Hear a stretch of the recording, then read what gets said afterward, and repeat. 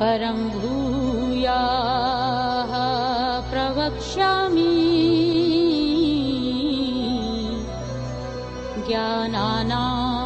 The master, as I saw him, being pages from the life of the Swami Vivekananda by his disciple sister Nivedita. A word to Western readers.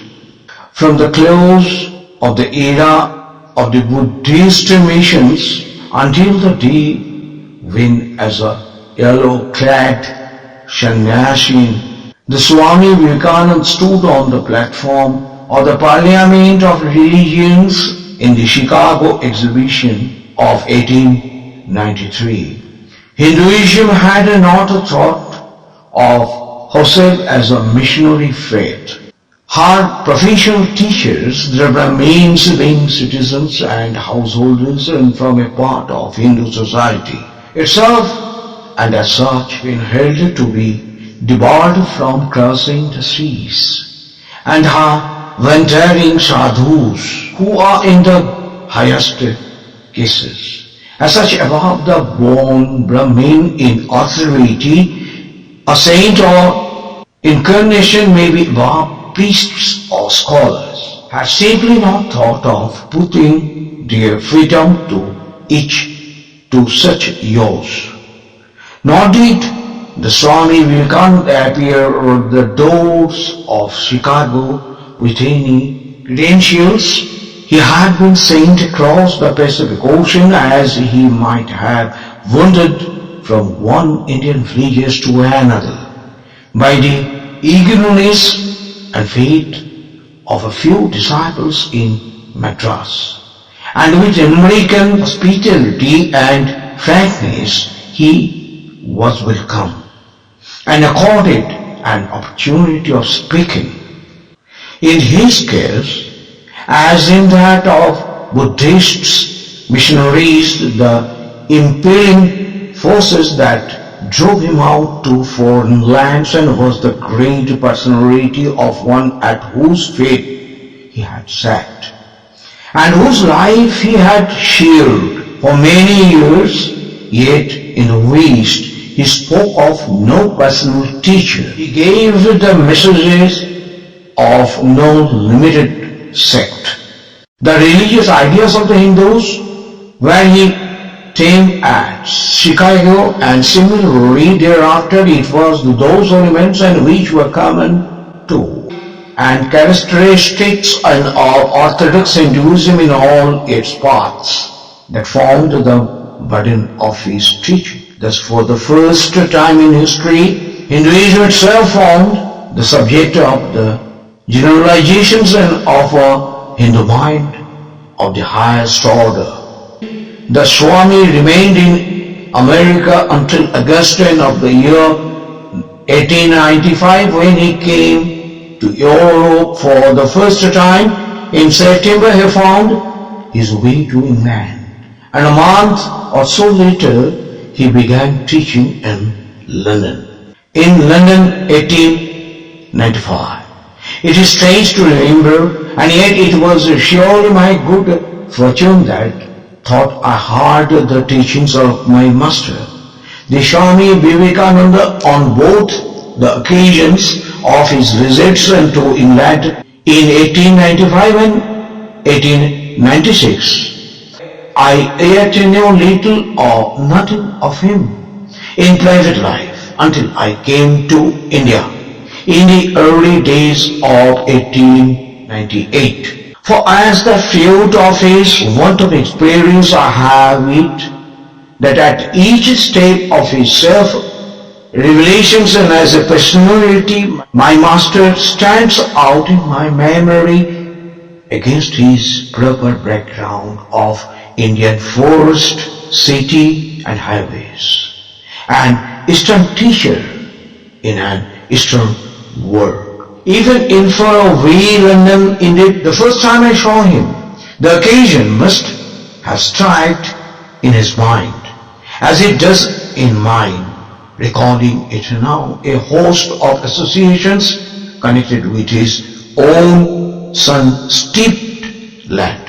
The time was a cold Sunday afternoon in November, and the place, it's true, West End drawing room. But he was seated facing a half circle of listeners with the fire on the hearth behind him. And he answered questions after questions, breaking now and then into the chanting of some Sanskrit text in illustrations of his reply. The scene must have appeared to him while twilight passed into darkness, while as a curious variant upon the Indian garden or on the group of hearers gather at sundown round the sadhu who sits besides the well, or under the tree outside the village bounds. Never again in England did I see the Swami as a teacher in such simple fashion.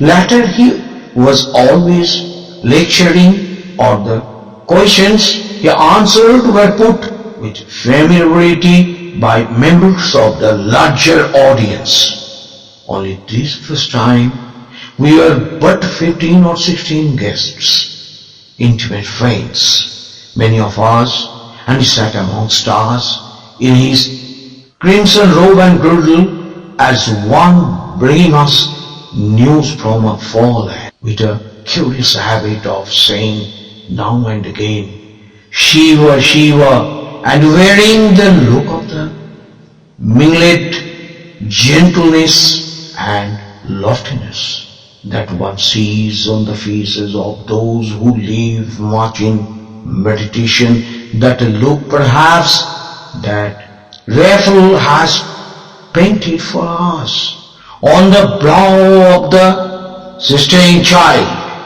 That afternoon is now 10 years ago, and fragments only of the talk came back to me.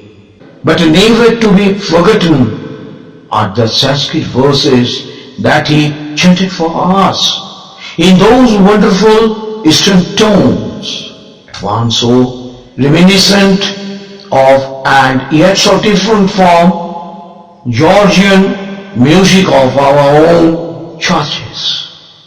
He was quite willing to answer a personal question and readily explained in reply to some inquiry that he was in the West because he believed that the time had come when nations were to exchange their ideas, as they were already exchanging the commodities of the market. From this point onward, the talk was easy. He was elucidating the idea of Eastern pantheism, picturing the various saints' impressions as but so many different modes of the manifestations of one. And he quoted from the Gita and then translated into English. All these are threaded upon me as pearls upon a string. He told us that love was recognized in Hinduism as in Christianity as the highest religious emotion. And he told us a thing that struck me very much, leading me during the following winter to quite a new lines of observation, that both the mind and the body were regarded by Hindus as moved and dominated by a third called the self. He was describing the difference between Buddhism and Hinduism, and I remembered the quiet words, the Buddhists accept the reports of the senses. In this respect then, Buddhism must have been in strong contrasts with modern agnosticism, whose fundamental suspicion as to the subjective illusions and of these senses and therefore of all inferences would surely bring it more into the line with Hinduism. I remember that he objected to the word fate, insisting on the realizations and instinct, and speaking of sects. He quoted an Indian proverb, "It is well to be born in a church, but it is terrible to die there." I think that the doctrine of reincarnation was probably touched upon in this talk. I imagine that he spoke of karma, bhakti, jnana as the three paths of the soul. I know he dwelt for a while on the infinite power of man, and he declared the old messages of all religions to lie in the call to renunciations. There was a word to the effect that priests and temples were not associated in India with the highest kind of religion, and the statement that the desire to reach heaven was in that country regarded by the most religious people as a little vulgar. He must have made some statement on the ideal of freedom of the soul, which brought it into apparent conflict with our Western conceptions and of the services of humanity as the goal of the individual. For I remember very clearly that I heard him use that word society for the first time that afternoon, in the sense that I have never been quite sure of having fully understood. He had, as I suppose, stated the ideal, and he hastened to anticipate our opposition. You will say, he said that this does not benefit society, but before this occasion can be admitted, you will first have to prove that the maintenance of society is an object in itself. At the time, I understood him to mean humanity by society, and to be preaching the ultimate futility of the world, and therefore of the work done to aid it. Was this his meaning? In that case, how is one to reconcile it with the fact that the service of humanity was always his whole hope? Or was he merely stating an idea and standing aside to give it its full value? Or was his word society again only a faulty translations and of the curious Eastern world Samaj, colored as that is with theoretic associations and meaning something which includes amongst other things in our idea of the church?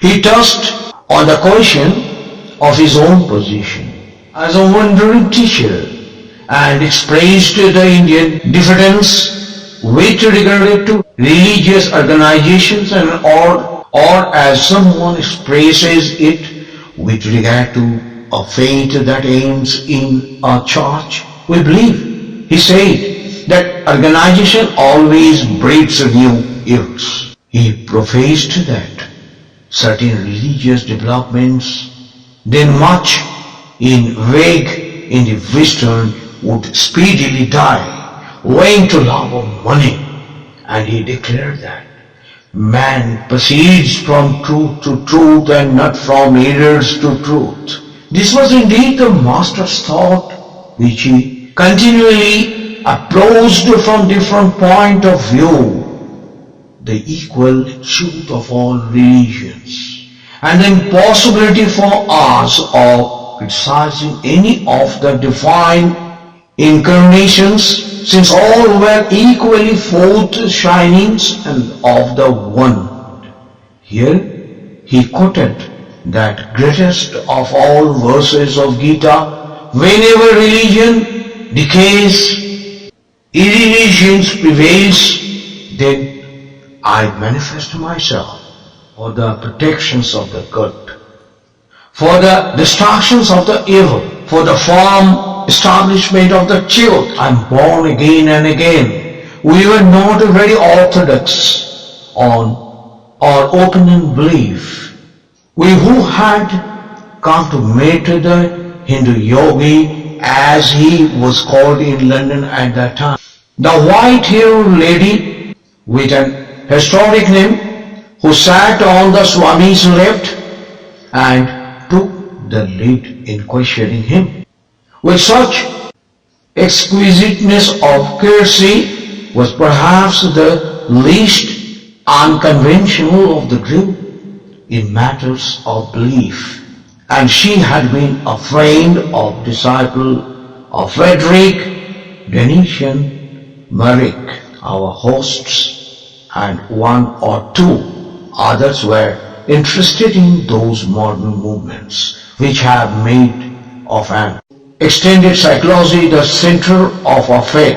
But most of us had, I incline to think, been singled out for the afternoon's hospitality on the very score of our unwillingness to believe, difficulty of convincing us of the credibility of religious propaganda in general. Only this habit, born of the constant need of protecting the judgment against ill-considered enthusiasm, can, as I now think, furnish any excuse for the coldness and pride with which we all gave our private verdicts, speakers, at the end of our visit. It was not new.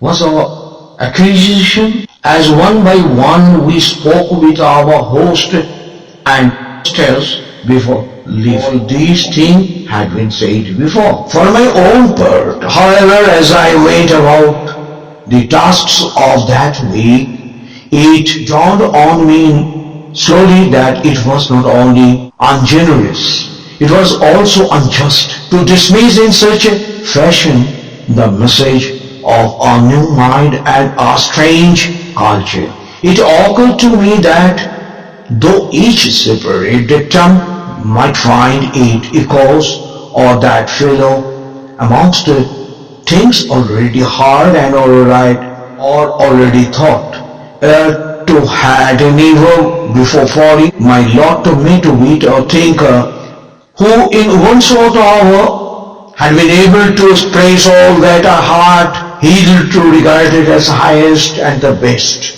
I therefore took the only two opportunities that reminded to me of hearing the Swami lecture while he was still in London. The feeling that great music wake in us grows and deepens with its repetition. And similarly, as I read over the notes and of those two lectures now then seems to me much more wonderful than they did then. For there was quietly a blindness in the attitude I presented to my master that I can never sufficiently regret when he said the universe is like a cobweb and minds and with spiders. For mind is one as well as many. He was simply talking beyond my comprehension. I noted what he said, was interested in it, but could pass no judgment upon it, much less accept it. And these statements and describes more and less accurately the whole of my relations and as to his system of teaching. Even in the following years, when I had listened to Season's lecture, even perhaps on the day when I landed in India, there were many points in the Swami's teaching of which one could see the truth at once. That attained that while no religion was true in the way commonly claimed, yet all were equally true in a very real way, was one that commanded the immediate assent of the same of us when he said that God, really impersonal sin, through these mists of the saints and became fastened. When one was awayed and touched by the vestige of the thought, when he said that the spirit behind an act was more powerful than the act itself, or when he commended vegetarianism, it was possible to experiment. But this system as a whole, I for one viewed with suspicion as forming only another of those theologies which, if a man should begin by accepting, he would surely end by unsending and rejecting, and one shrinks from the fame and humiliations of spirit that such experiences involve. It is difficult at all. It is difficult that point to be sufficiently explicit. The time came before the Swami left England. When I addressed him as master, I had recognized heroic favor of the man and deserved to make myself the servant of his love for his own people. But it was his character to which I had thus done offences as a religious teacher. I saw that although he had a system of thought to offer, nothing in that system would claim him for a moment.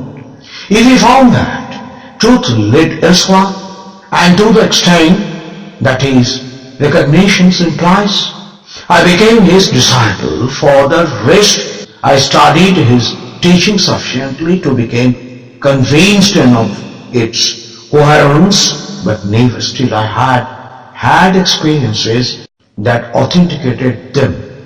Did I inwardly cast in my lot to wait the final justification of the things he came to say? Nor did I at that time, though deeply attracted by his personality, dream of the immense distances which I was afterward to see as between his development and that of any other thinker or man of genius whom I could name. Referring to this skepticism of mine, which was well known at the time, the reason of the class, a more fortunate disciple long afterwards was teasing me in the Swami's presence and claiming that she had been able to accept every statement she had ever heard him make. The Swami paid little or no attention to the conversations and at the time, but afterwards he took a quiet moment to say, "Let none regret that they were difficult to convince. I fought my master for 6 long years and with the results that I know every inch of the way. One or two impatience, however, stand out from those first discourses. Christianity had once meant to me the realizations of the God as the Father. But I had long mourned over my own loss of faith in those symbolism and had a desire to study its values as an idea, apart from its objective truth or untruth, for I suspected that such a conception would have its own effect on the character and perhaps on the civilization of those who held it. The question, however, I had been unable to follow up for want of material of comparison. And here was one who told us of no less than 5 systems of worship founded on similar personifications of the divine idea. He preached a religion which began with the classification of religious ideas. I was very much struck by the strangeness as well as the dignity of some of the Indian conceptions and which I now heard for the first time. The very newness of these metaphors and of the turn of thought made them an acquisition, and there was the tale for instance, and of the saint who ran after the tip. With the vessels he had dropped in his terror at the being discovered, and cursed them all at his feet, crying, O Lord, I knew not that thou wast there. Take him there, then pardon me thy child. And again of the same saint we heard how he described the bite of a cobra when at nightfall. He recovered by saying, a messenger came to me from the beloved. There was the inference again that the Swami himself had drawn from the mirage in the desert. In 15 days he had seen it, taken it always to be water. But now that he had been thirsty and found it to be unreal, he might see it again for 15 days. But always henceforth he would know it to be false. The experience to which such activation, the experience to which such achievements had been possible. But always henceforth he would know it to be false. The experience to which such achievements had been possible. The philosophy that could draw some parallel between the journey in the desert and life, were such as it seemed an education to understand.